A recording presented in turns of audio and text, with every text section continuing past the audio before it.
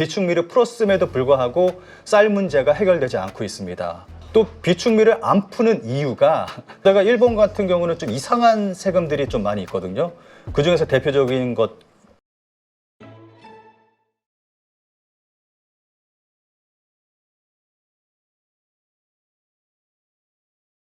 오늘 모신 분은 혐한의 나라 일본 책을 쓰신 분이죠. 신 작가님 나오셨습니다. 안녕하세요. 안녕하세요. 자, 지금 신 작가 TV도 운영하고 계시는데 지금 2004년 기준 카레 한 끼가 365엔으로 10년 만에 최고치를 달성했다. 이게 저 인플레이션에 대한 문제도 요즘 부각이 되고 있습니다만 특히 이 쌀과 관련해서 상당히 논란이 좀 많은 것 같아요, 일본에서. 네. 어떤 상황입니까? 예, 근데 이게 카레를 기준으로 잡기보다는 네. 규동으로 기준을 잡는 게 아무래도 좀 좋지 않을까 생각이 들거든요. 그래요? 일본에서 아무래도 좀 가장 저렴하게 그리고 어딜 가서나 편하게 먹을 수 있는 게 소고기 덮밥, 네. 일본어로 규동이라고 하는 그 음식이거든요.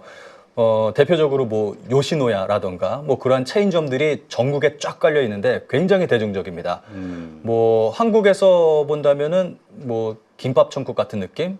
굉장히 저렴하게 한 5,000원도 안 되는 가격에 그래요? 소고기 덮밥 한 그릇을 먹을 수가 있는데 요즘 쌀값이 올라가면서 계속해서 이제 이 규동도 가격이 올라가고 있는 그런 수준이죠. 또 게다가 이제 그 전부터 계속 물가가 오르고 있다 보니까 또 이러한 그 외식 물가도 계속 오르고 있는 상황이고요. 네. 근데 일본의 문제는 뭐 이러한 뭐 어떤 특정한 뭐 이러한 것들이 뭐 오른다, 물가가 오른다 이러한 게 문제가 아니라 이건 한국도 똑같잖아요. 그렇죠. 한국도 뭐 전 세계적인 현상이잖아요. 최근 들어서 뭐 전쟁 터지고 뭐 이러쿵저러쿵 하면서 물가가 계속해서 올라가고 있는데 일본도 뭐 그렇고 한국도 그렇고 뭐 똑같은 상황이라서 일본 같은 경우는 뭐 물가가 오른다라고 보다는 그것보다는 일본인들이 벌어들이는 수익은 그대로인데 물가가 오른다. 네. 이렇게 같이 봐야지 될 것 같습니다. 네. 뭐 한 30년 버블 터지고 나서 그 이후로 지금까지 수익은 거의 그대로거든요. 고정되어 있는데 그런데 물가는 계속해서 오르고 게다가 일본인들이 내는 세금도 계속 지금 올라가고 있거든요. 네. 그래서 일본인들이 그 느끼는 그 부담감은 우리 한국인들이 느끼는 부담감보다 훨씬 더 큽니다. 네. 근데 지금 뭐 나오는 자료 보니까 일본에서 쌀 가격이 17주 연속 지금 상승하고 있다.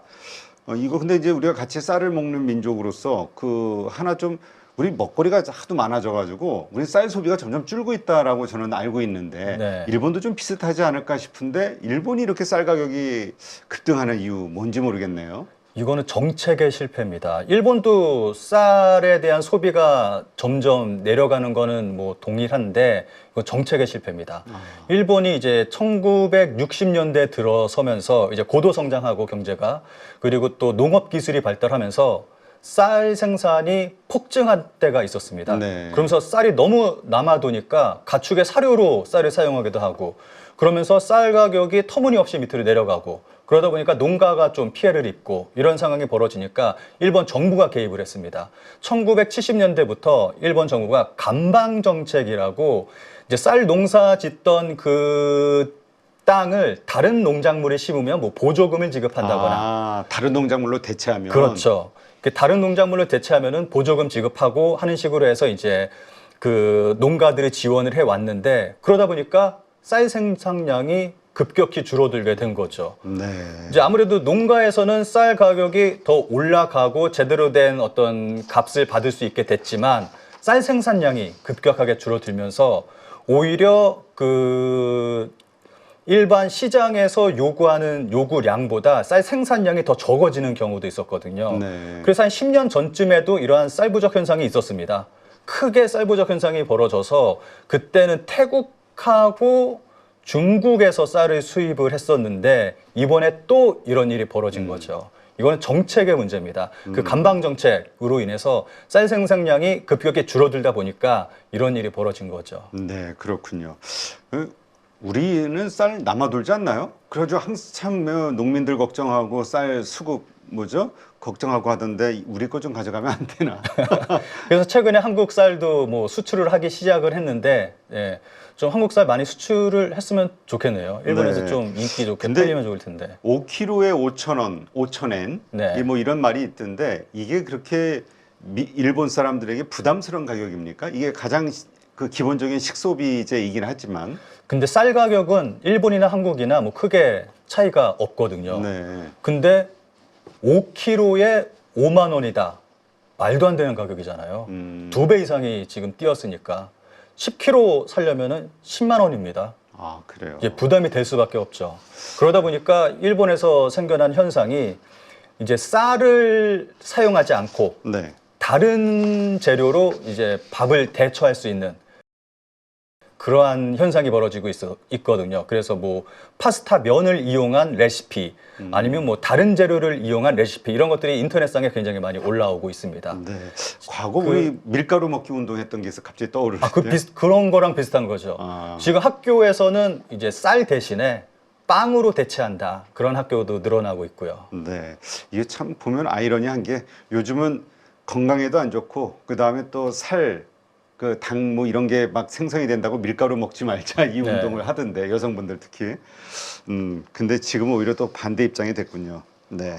그러면 그렇게 뭐 수급에서 뭔가 문제가 생겼다 하면 뭐 미리 좀 예상을 하고 뭐 이렇게 정부들은 다 이 쌀은 다 이렇게 비축을 해두잖아요. 네. 그럼 비축미를 좀 풀면 되지 않나요?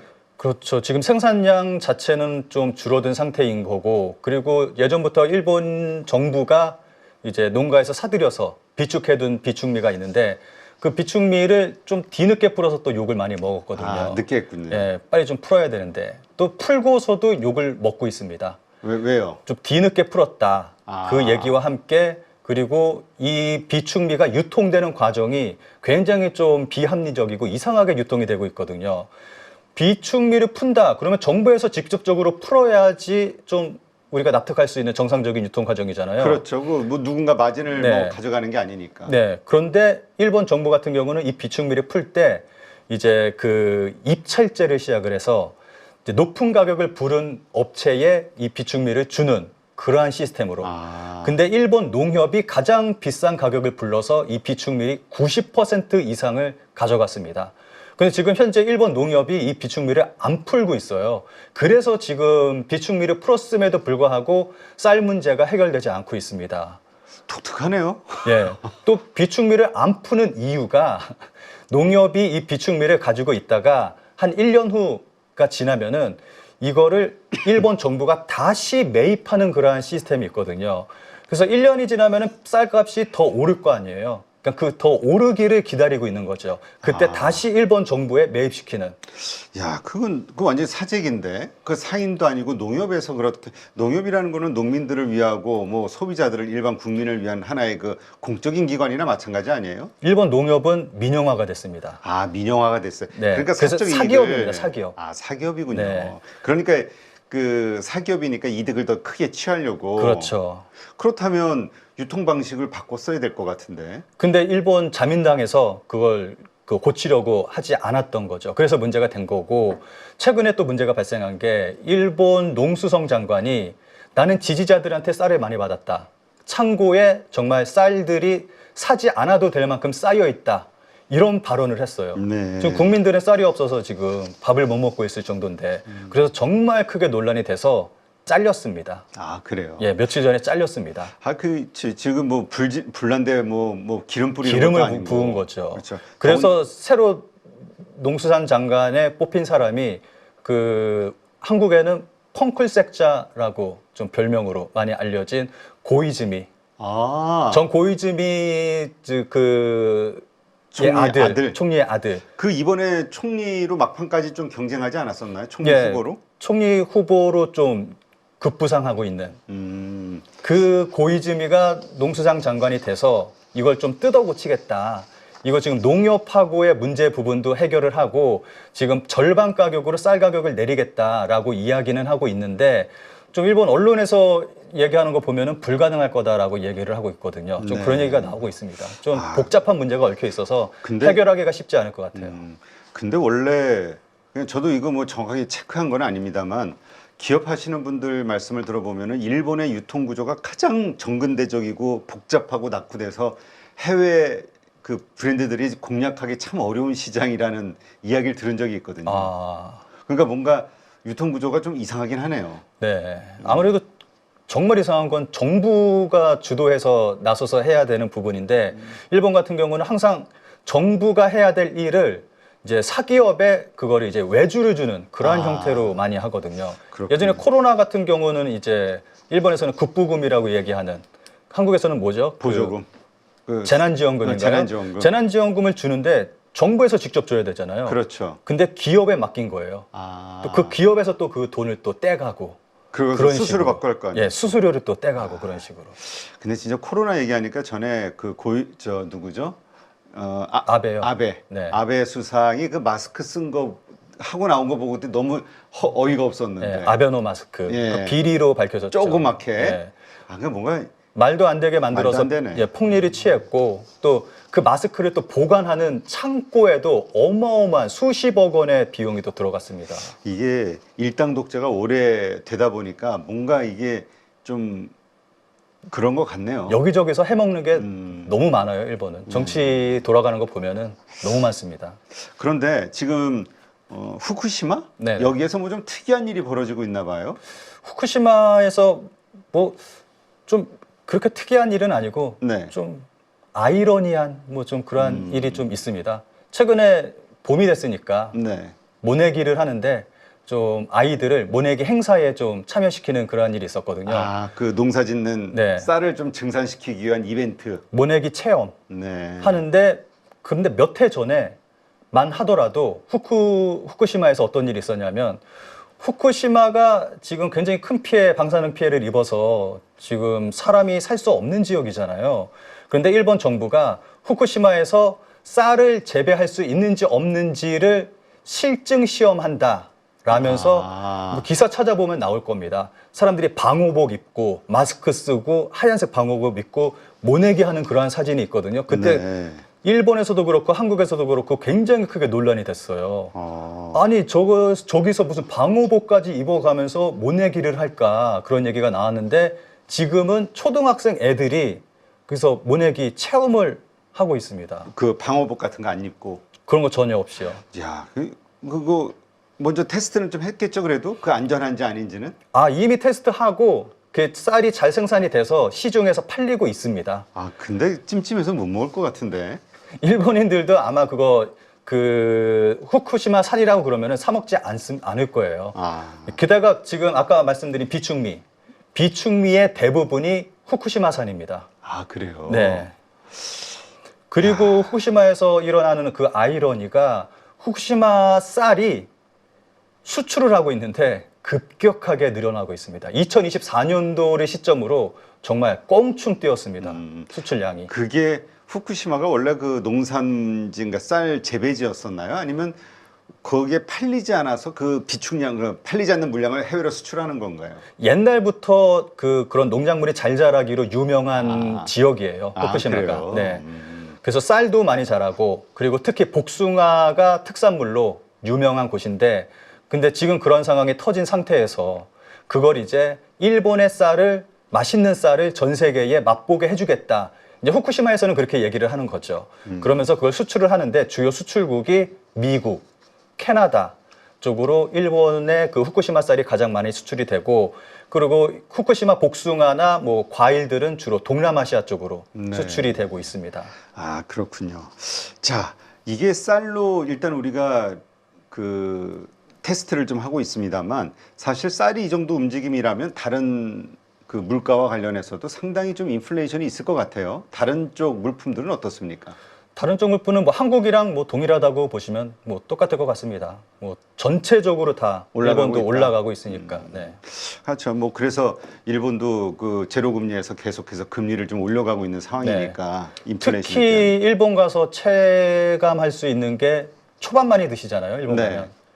특히 뭐 스시로라던가 좀 저가형 좀 대중적인 초밥 체인점이 있는데 초밥 가격이 그렇게 많이 올랐어요. 아, 그래요? 예전에는 한 100엔이면은 초밥 2개 정도 올라간 한 접시를 먹을 수 있었는데 지금은 한 150엔 정도 되는 것 같더라고요. 훅 올라갔네요. 네. 그렇군요. 그 이런 물가 그 인상 이 요소를 잡기 위해서 지금 일본 정부가 하고 있는 건 없습니까? 특별히 하고 있는 건 없습니다. 근데 최근에 나온 얘기는 그 소비세를 감세하겠다 이 얘기는 좀 나와서 논란이 되고 있어요. 아, 어떤 논란? 그러니까 소비세가 일본 같은 경우는 예전에는 5%였습니다. 네. 한국 같은 경우는 그러니까 그 뭐죠? 그 부가세? 부가세가 10%잖아요. 네. 근데 일본은 5%였거든요. 근데 그게 어느 순간 8%가 됐습니다. 네. 그리고 몇 년 안 지나서 10%가 됐습니다. 그리고 또 얼마 안 지나서 15%까지 오를 거다라는 이야기가 나왔고 실제로 15%까지 오를 것 같은 그러한 분위기가 펼쳐지고 있거든요. 그렇군요. 그러니까 이것 때문에 국민들의 부담이 커지다 보니까 다른 부분이 아니라 소비세 쪽을 감소해야 된다. 아니면은 좀 진보적인 좀 정당에서는 소비세를 없애야 된다 그런 얘기까지 나오고 있거든요. 근데 네. 이거는 좀 실현 불가능한 그런 얘기인 것 그렇죠. 같고 우선은 해야 될 게 아베 때 좀 펼친 정책이 그 기업들에 대한 그 법인세를 정말 크게 낮춰주고 네. 일반 국민들에 대한 세금은 굉장히 좀 많이 높였거든요. 이 부분을 좀 바로잡아야 되는데 이 부분에 대한 얘기는 안 나오고 소비세에 대한 부분만 얘기를 하고 있으니까 좀 국민들이 불만의 목소리가 나올 수밖에 없는 거죠. 네, 그렇군요. 네. 근데 일본은 워낙 국가 부채가 이미 뭐 엄청나잖아요. 거의 215%, 뭐 16% 이렇게 얘기 나오던데. 네, 네. 그러니 그 이자만 해도 엄청나니까. 네, 그것 때문에 지금 일본 정부가 골머리를 앓고 있는 거죠. 그러게요. 제가 얼마 전에 들으니까 그런 상황에서도 또 그 여러 가지 요소들 때문에 국방비를 또 뭐 GDP 대비 뭐 몇 프로를 더 올린다, 1, 2%더 올린다 뭐 해가지고 난리가 난 것 같아요. 몇 년 전에 키시다가 정권 잡자마자 GDP의 2%까지 국방비를 올리겠다 네. 얘기하면서 이제 돈이 부족하니까 다른 데에 써야 될 돈들을 국방비, 방위비로 끌어다가 쓰고 좀 그런 일이 있었거든요. 아, 그래요. 게다가 일본 같은 경우는 좀 이상한 세금들이 좀 많이 있거든요. 그 중에서 대표적인 것 중에 하나가 부흥세라는 게 있습니다. 네. 2011년도에 후쿠시마 지진 터지면서 후쿠시마가 초토화가 됐잖아요. 그래서 후쿠시마를 되살리자, 부흥시키자. 그러려면은 돈이 필요하다. 그러니까 세금을 새로 만들어서 돈을 걷자 해서 부흥세라는 세금을 신설했습니다. 2011년도에. 네. 그게 한시적으로 걷기로 했는데 2035년도까지만 걷기로 되어 있었던 건데 그게 2050년대까지 20년이 더 늘어났어요. 네. 이게 점점 늘어나고 있어서 제가 볼 때는 아무래도 영원히 걷게 될 그 부흥세가 아닐까 생각이 듭니다. 그리고 또 여기서 부흥세의 일부를 방위비로 전환하겠다라고 네.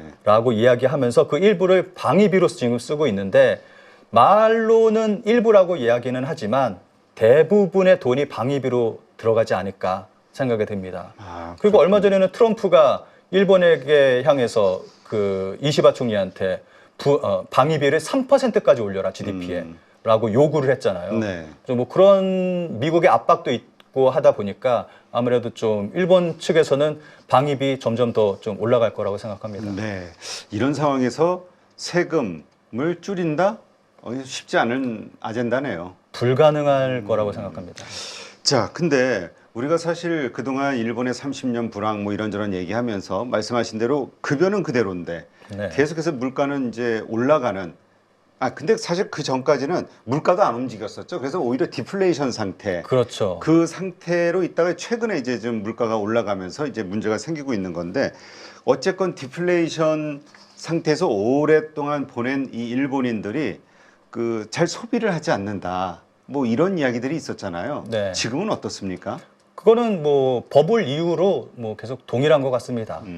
뭐 일본 젊은이들 같은 경우는 이제 뭐 차도 안 사고 뭐 집도 안 사고 뭐 그러한 일들이 벌어지고 있고 뭐 좀 소비적인 측면에서는 좀 많이 좀 위축된 그런 상황이 계속 이어지고 있는 것 같습니다. 그런 상황에서 이제 인플레이션이 시작이 됐단 말이에요. 네. 이것이 그들로서는 또 이게 하나의 충격이 될 수도 있을 것 같아요. 없던 일들이 지금 생기니까 생각지도 않았던 일들이잖아요. 뭐가 네. 오른다는 게, 비싸진다는 게. 네. 어떻습니까? 지금 어떤 일들이 벌어지고 있나요? 이 인플레이션 때문에. 아무래도 소비 위축이죠. 예, 소비 위축되고 또 아무래도 좀 물가가 올라가다 보니까 라면 가게 폐업하는 게 굉장히 많이 늘어나고 있습니다. 최근에. 그래요?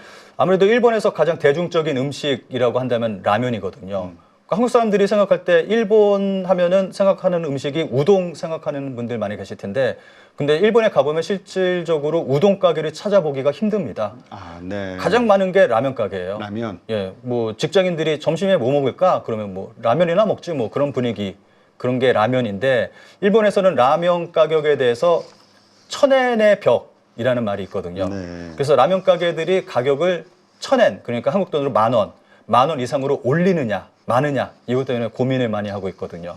올리면은 소비자들이 부담감을 느껴서 안 사 먹게 되고 안 올리면은 또 이게 마진이 안 남게 되는 거고 그러면서 이제 폐업하는 가게가 급속히 많이 늘어나고 있습니다. 아, 그렇군요. 이게 서민 음식이군요. 네. 네. 자, 그래서 요즘 뭐 일본에서는 전략에 달린이라는 그 기사에서 소개된 어떤 식비 전략 방법이라든가 뭐 이런 팁들이 계속 지금 유행을 하고 있다면서요. 공유되는 게. 이게 TV 프로그램에서도 이런 걸 굉장히 많이 방영을 합니다.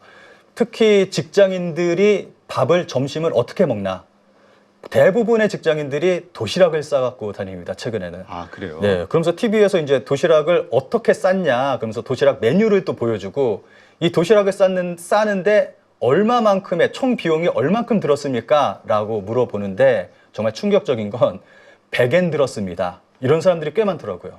100엔이 왜 1,000원인데? 1,000원이요. 1,000원 가지고 살 수 있는 식재료가 뭐죠?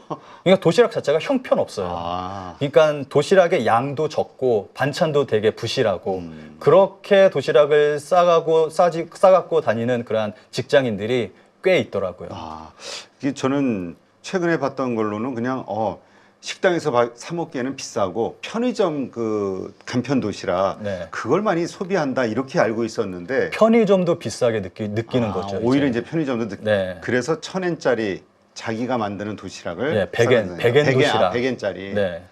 아, 그렇군요.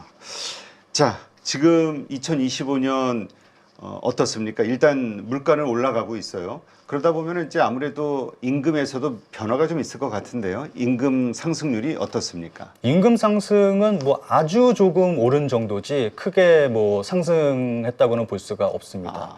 얼마 전에 몇 년 전에 실질 임금이 한국이 일본을 추월을 했잖아요. 그리고 1인당 GDP도 한국이 일본을 추월을 했고 그만큼 일본은 변함없이 지금 그 소득이 그대로 지금 유지되고 있습니다. 그런데 물가는 오르고 네. 그리고 세금도 오르고 그 국민 부담률이라는 게 있습니다. 네. 그 한마디로 말한다면은 자기가 벌어들인 돈에서 얼마만큼 국가에 이게 내느냐, 국가가 얼마만큼 가져가느냐, 세금을. 네 그런 건데 그 일본 정부가 2025년도 국민 부담률 전망치를 발표를 했습니다. 네. 그게 46%될 거다라고 전망치를 발표했는데 일본에서 크게 논란이 됐습니다. 에도 시대로 다시 돌아갔다. 그런 얘기가 나왔거든요. 에도 시대 때 소작농들이 소작료로 50%의 쌀을 이제 지주한테 냈는데 네. 그때와 똑같다. 에도 시대와 똑같다. 지금 뭐 거의 50%를 다 가져가고 있으니까 지금 에도 시대가 됐다. 이런 얘기가 나오고 있습니다. 야, 근데 그 세금은 진짜 일본의 지금 국가 부채 문제 생각하면 진짜 줄일 방법이 없을 것 같은데. 자, 그렇다면 지금 실직 소득 수준을 어떻게 봐야 됩니까? 이거 가지고도 논쟁이 있었던 것 같아요. 우리가 일본을 되게 선진국으로 생각하고 부자 나라로 생각했었잖아요. 몇 년 전까지만 해도. 근데 최근에 들어서 오히려 우리가 소득이 앞섰다 뭐 이런 얘기도 있고 어떻게 봐야 됩니까? 우리가 더 잘 삽니다. 현재는? 네. 실질 소득이 한국이 일본보다 더 높죠. 더 많이 법니다, 한국이. 네. 그런데 방금 말씀드렸듯이 그 국민 부담률은 일본이 훨씬 더 높고 세금이. 그러니까 만약에 뭐 예를 들어서 똑같이 번다고 하더라도 한국 사람이 100만 원을 벌고 일본 사람이 100만 원을 번다고 하더라도 한국 사람은 뭐 한 70만 원 정도를 쓸 수 있다면 일본인은 한 50만 원 정도밖에 못 쓰는 거죠. 똑같이 번다고 하더라도. 네. 그러니까 우리가 훨씬 더 여유롭게 잘 사는 거죠. 그렇군요. 참 일본 참 격세지감을 느끼는 게 저도 어렸을 때 일본은 정말 아주 엄청나게 부자 나라로 생각하고 어떻게 거기 가서 일을 할 수 있을까 이렇게 생각하던 주변에 많은 사람들이 있었던 게 기억이 나는데 이렇게 많이 바뀌었군요. 상황이. 일본에서도 나오는 얘기가 동남아시아 수준으로 전락했다. 좀 이런 자조적인 얘기가 나오고 있습니다. 아, 맞아요. 그래서 그 일본에서는 더 이상 비전, 꿈을 찾을 수 없다 해가지고 청년들이 지금 뭐 동남아로 막 빠져나가고 있고 아예 자포자기하고 살고 있고 뭐 이런 프로를 한번 본 기억이 나네요. 네.